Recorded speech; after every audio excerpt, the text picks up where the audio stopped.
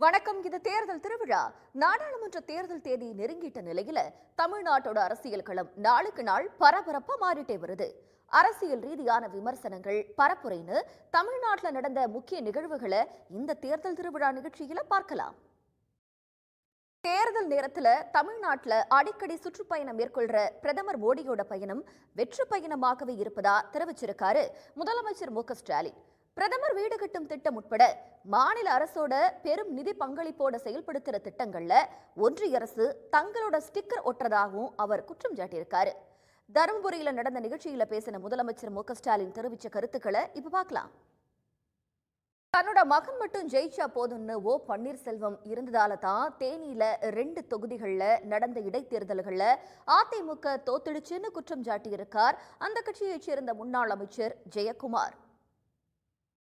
எவ்வளோ நேரம் தாங்க பசியோட காத்துட்டு இருக்கிறது, எங்களுக்கும் பசிக்கும் இல்லைன்னு வேலூர்ல நடந்த பாஜக ஆலோசனை கூட்டத்துல அந்த கட்சியோட நிர்வாகிங்க ரகளையில ஈடுபட்ட சம்பவம் பரபரப்பை ஏற்படுத்தி இருக்கு. கட்சியா சோறான்னு கேட்டா சோறுதான்னு பாஜக நிர்வாகிங்க முடிவெடுக்க காரணம் என்னன்னு இப்ப பார்க்கலாம். பன்முகைத்தன்மத்தா நாட்டுக்கு தனித்துவம் கொடுக்குன்னு மக்கள் நீதி மையத்தோட தலைவர் கமல்ஹாசன் தெரிவிச்சிருக்காரு. திமுக கூட்டணியில இணைஞ்சது தொடர்பா விளக்கம் அளிச்ச அவரு வெளியிட்ட காட்சிகளை இப்ப பார்க்கலாம். பாஜகவுக்கு ஆதரவா நடந்த கூட்டத்துல பங்கேற்க வந்த திரை பிரபலம் ஒருத்தர் தமிழ்நாட்டுல திமுக கூட்டணி தான் ஜெயிக்கும்னு சொல்லியிருக்காங்க. யார் அந்த பிரபலம், எந்த கட்சியோட நிகழ்ச்சியில அந்த கருத்தை தெரிவிச்சாங்கன்னு பாக்குறதுக்கு முன்னாடி ஒரு சிறிய இடைவேளை.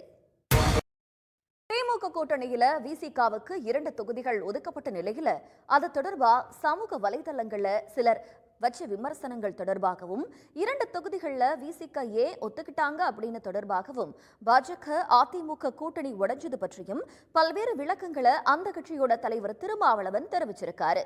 சென்னையில் நடைபெற்ற நிகழ்ச்சியில கலந்துகிட்ட அவரு தெரிவிச்ச கருத்துக்களை இப்ப பார்க்கலாம்.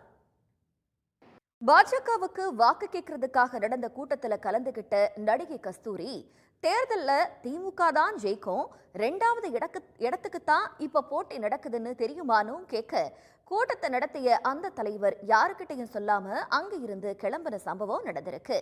அந்த தலைவர் யாரு, அவர் நடத்தின கூட்டத்துல வேற என்னெல்லாம் நடந்துச்சு? பாஜகவுக்கு வாக்கு கேட்கறதுக்காக நடந்த கூட்டத்துல கலந்துகிட்ட நடிகை கஸ்தூரி, தேர்தல்ல திமுக தான் ஜெயிக்கும், 2வது இடத்துக்கு தான் இப்ப போட்டி நடக்குதுன்னு தெரியுமானு கேட்க கூட்டத்தை நடத்திய அந்த தலைவர் யாருக்கிட்டையும் சொல்லாம அங்க இருந்து கிளம்பின சம்பவம் நடந்திருக்கு.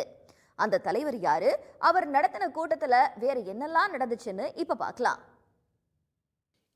தேர்தல் களம் சூடுபிடிக்க தொடங்கிடுச்சு. இனி வர நாட்கள் நடக்கிற அரசியல் சுவாரஸ்யங்களை தெரிஞ்சுக்க தேர்தல் திருவிழா நிகழ்ச்சியை தொடர்ந்து பாருங்க.